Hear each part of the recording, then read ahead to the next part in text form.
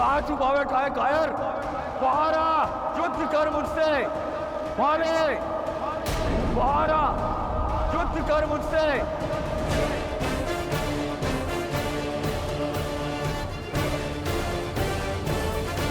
आज सुग्रीव को पुष्पों की माला पहना तो दी है, परंतु क्या बाली एक बार पुनः बाहर आएगा? अवश्य आएगा लक्ष्मण। उसे सुग्रीव की ललकार नहीं, अहंकार की पुकार यहां लेकर आएगी। परंतु आप इतने विश्वास के साथ कैसे कह सकते हैं भैया? यदि बाली ने सुग्रीव के गले में वो माला देख ली और उसे संदेह हो गया तो? यदि उसे हमारी योजना का तनिक भी भान हो गया तो फिर? अभिमान की पट्टी बहुत गाढ़ी होती है लक्ष्मण। एक बार नेत्रों पर पड़ जाए फिर कुछ दिखाई नहीं देता। बल के मद में डूबे अभिमानी ये जान ही नहीं पाते कि उन्हें कौन से युद्ध लड़ने चाहिए और कौन से टालने। आज बाली का अहंकार ही उसे यहां तक खींच कर लाएगा। सुग्रीव से लड़ने अवश्य आएगा लक्ष्मण।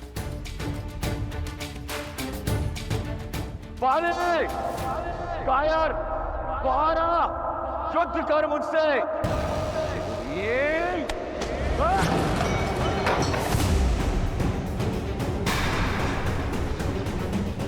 प्रतीत होता है सुग्रीव को हारने में आनंद आने लगा है।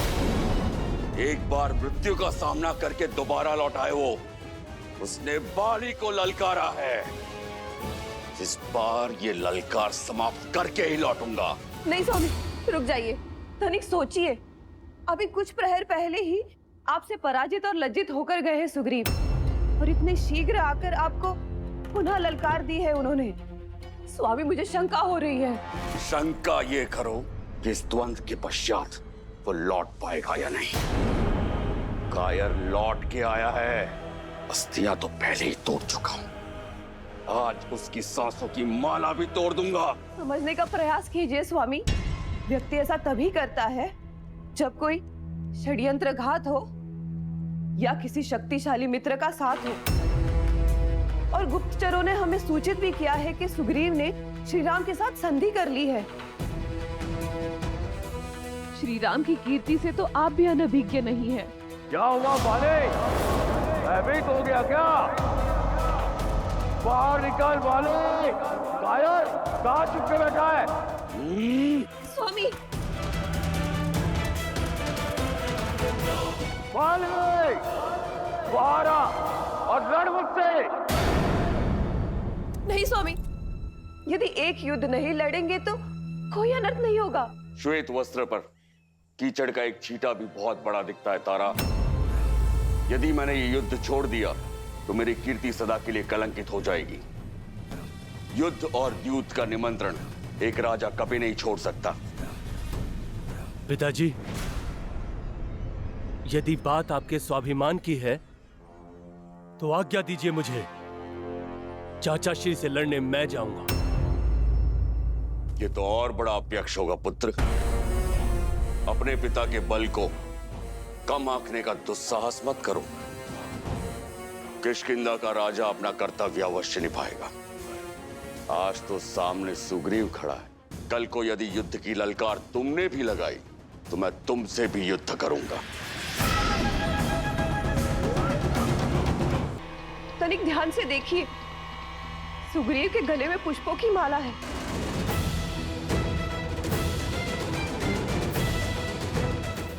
अब तो समझ जाइए स्वामी, सुग्रीव अवश्य ही कुछ अनिष्ट करने वाला है। कहीं ये संकेत तो नहीं किसी आघात का? यदि पुष्पों की ये माला राम की कोई योजना भी हुई तो भी मैं बाहर जाऊंगा।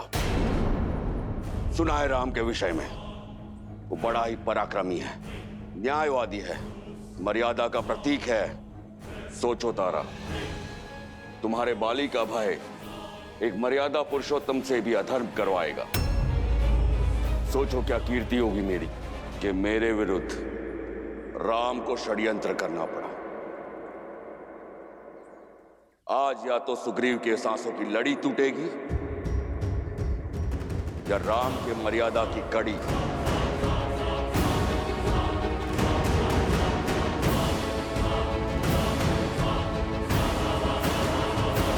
बाले, कायर, बाहर आ, युद्ध कर मुझसे।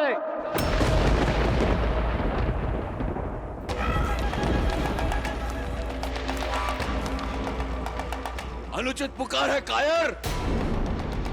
तूने बाली को नहीं, साक्षात काल को पुकारा है। युद्ध से पहले परिणाम की घोषणा मत करो। परिणाम तो तुम भी जानते हो और मैं भी। तुम्हारी हार। राज, इस हार के पश्चात किष्किंधा में तुम्हारा मरणोत्सव मनेगा।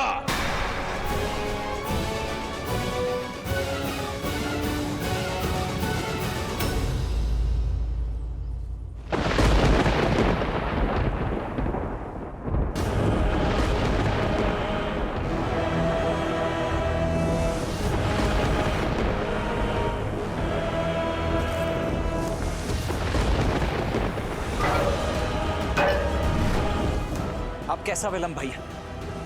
अब तो स्पष्ट दिखाई दे रहा है कि कौन बाली है और कौन सुग्रीव। इससे पूर्व कि कुछ अनिष्ट हो जाए, आप प्रहार कीजिए बाली पर।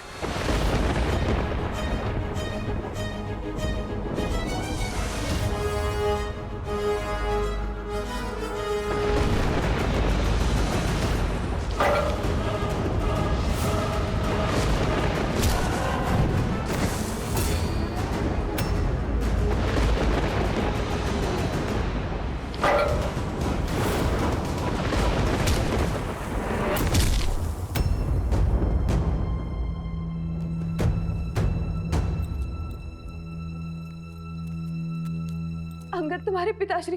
माता, पिताश्री के बल पर विश्वास रखिए, सब शुभ ही होगा। कैसे? दो भाइयों के बीच युद्ध होना केवल अशुभ लाता है अंगद। तुम्हारे पिताश्री को रोकने का मैंने बहुत प्रयास किया, किंतु उन्होंने मेरी बात नहीं मानी। और अब तो तुम्हारे चाचा श्री के साथ राम और लक्ष्मण का साथ है। मेरा मन बहुत विचलित हो रहा है पुत्र। आपकी पीड़ा मैं समझता हूँ माता। चलिए, मैं आपको पिताश्री के पास ले चलता हूँ।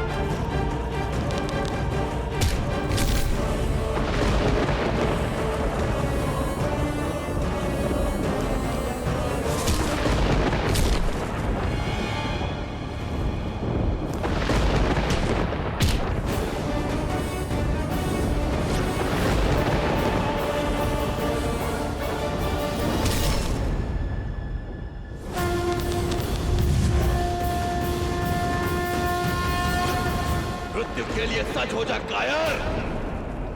तुम्हारी मृत्यु पर बस एक दुख रहेगा, तुम जैसा कायर कभी मेरा भाई था।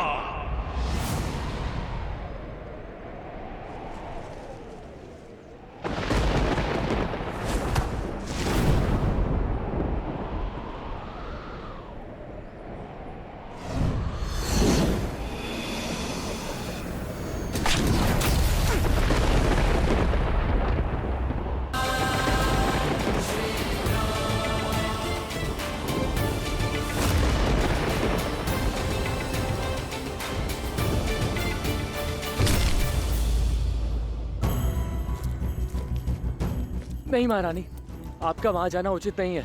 पति है वो मेरे, और वहां जाना मेरा पत्नी धर्म है, और कोई मुझे रोकने का दुस्साहस नहीं करेगा।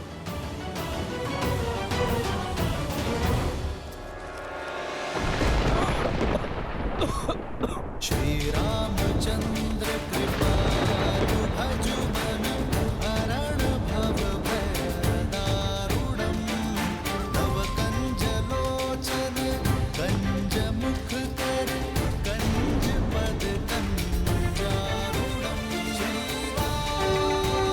श्री राम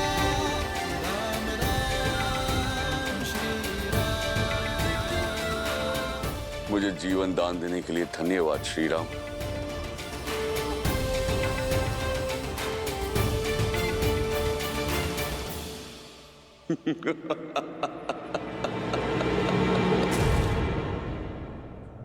तो तुम हो मर्यादा पुरुषोत्तम श्री राम, धर्मात्मा राजा दशरथ नंदन राम, रघुवंशी राम, जिसकी नीति, शौर्य, धर्म और करुणा की कीर्ति तीनों लोकों में फैली है। पर संसार को आज मैंने आपके और एक गुण का वर्णन दिया है कि राम करुणा के सागर नहीं, छल का कुआं है। बताइए राम, कहां गया था आपका धर्म जब आपने चोरों की भांति छुपकर मुझ पर वार किया? कहां गई थी आपकी मर्यादा, आपका शौर्य, जब आपने मेरे साथ ये छल किया? जिस धर्म, जिस नीति, जिस मर्यादा की तुम बात कर रहे हो बाली, उसे तुम वर्षों पूर्व भस्म कर चुके हो। अपने छोटे भाई पर संदेह करना, उस पर आरोप लगाना कहाँ का धर्म था? अपने छोटे भाई की पत्नी पुत्री समान होती है बाली, कहाँ थी तुम्हारी मर्यादा जब अपनी पुत्री समान रूमा को बलपूर्वक विवश कर तुमने उस पर अधिकार जमाया था? वध तो मैं तुम्हारा युद्ध प्रारंभ होते ही कर सकता था बाली, पर जब तक तुम अपने बल का प्रयोग कर रहे थे मैं शांत था। फिर तुमने द्वंद्व युद्ध की मर्यादा तोड़ी। अपनी मायावी शक्ति का प्रयोग कर जब तुमने सुग्रीव का बल खींचने का प्रयास किया तो मुझे आना पड़ा।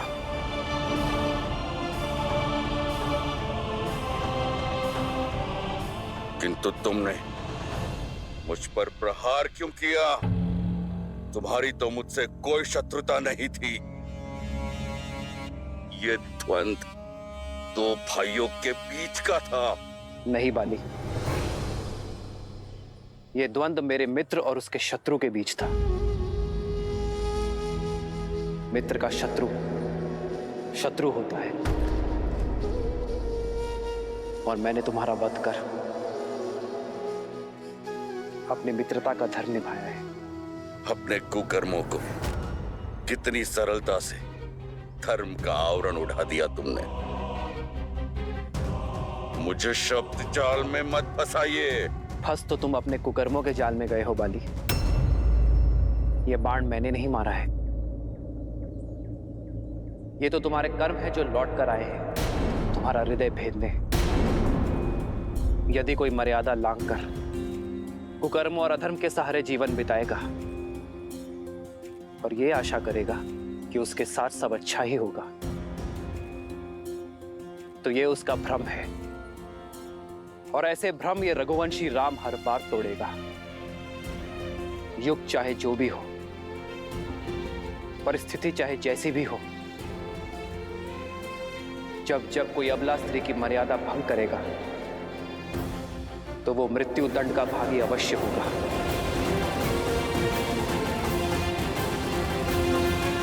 पूरा जीवन अन्याय और अधर्म के पथ पर चलने के बाद न्याय की गुहार मत लगाओ बाली। समझ गया, सब समझ गया मैं, किंतु एक प्रश्न अभी भी है। आपने मित्रता का हाथ इस कायर की ओर क्यों बढ़ाया? यदि आप देवी सीता को रावण के पाश से छुड़ाना चाहते थे तो मेरे पास आते। मैं क्षण भर में आपकी दुविधा का अंत कर देता, रावण को लाकर आपके चरणों में पटक देता। तुमसे सहायता मांगना अधर्म होता बाली, और मैं एक पापी का अंत करने के लिए दूसरे पापी की सहायता कैसे ले सकता हूं? तुमने भी वही पाप किया है बाली, जो रावण ने किया है। आज से तुम मेरी पत्नी हो। मैंने सुग्रीव से मित्रता की क्योंकि वो धर्म, न्याय, नीति और सत्य के पक्ष में है। और इस संसार में जो भी धर्म, न्याय और सत्य के साथ होगा वो कभी अकेला नहीं होगा। ये रघुवंशी राम उसका बल बनकर उसके साथ होगा।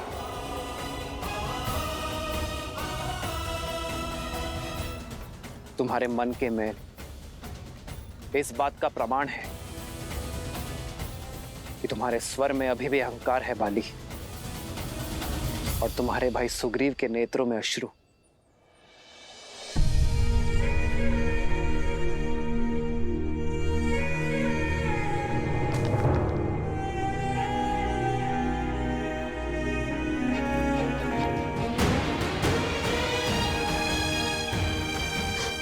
भैया,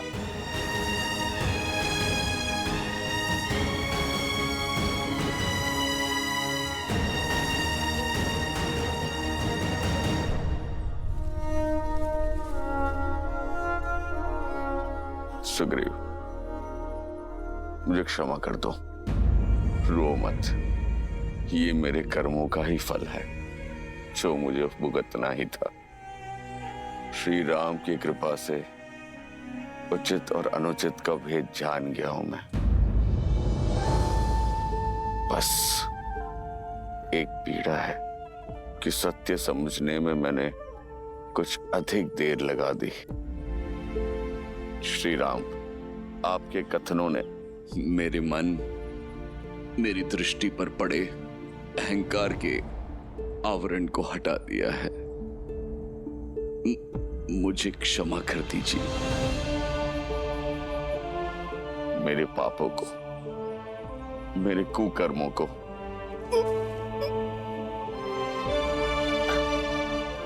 क्षमा कर दीजिए।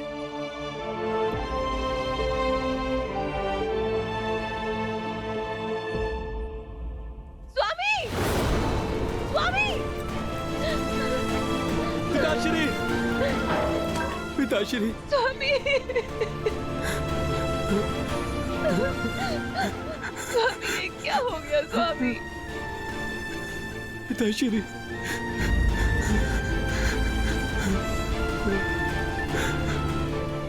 ये क्या हो गया स्वामी?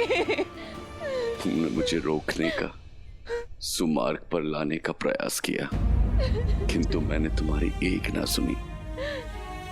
ये मेरे कुकर्मों का दंड है तारा। आज्ञा दो।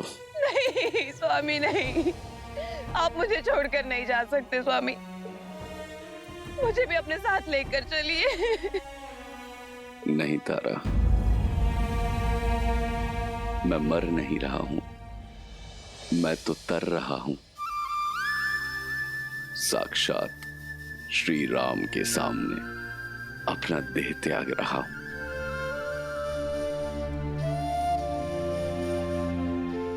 आज मेरा जीवन धन्य हो गया तारा।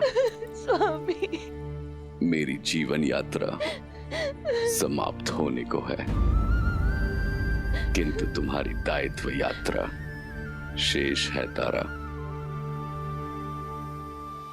अंगद, मेरे पुत्र, ये समय आंखें बंद करके आंसू बहाने का नहीं, आंखें खोलकर सत्य समझने का समय है। मेरी भांति मत बनना, अपने मन में मैल को स्थान मत देना, प्रतिशोध या पीड़ा को स्वामी आने मत देना। अपने चाचा का साथ देना, उन्हें पिता और राजा का सम्मान देना। सुग्रीव, तुम भी अपना धर्म निभाना, मित्र धर्म निभाकर देवी सीता को लाने में मदद करना, और राजधर्म निभाकर मेरी तारा और मेरे पुत्र अंगद का ध्यान रखना। श्री राम, आज्ञा देने से पूर्ण मेरी एक अंतिम इच्छा पूर्ण कर दीजिए।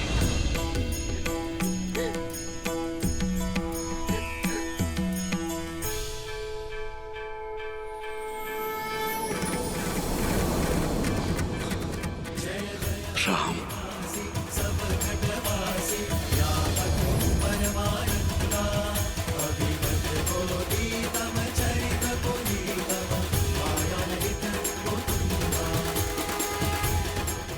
मुझे मोक्ष प्रदान कीजिए श्री राम।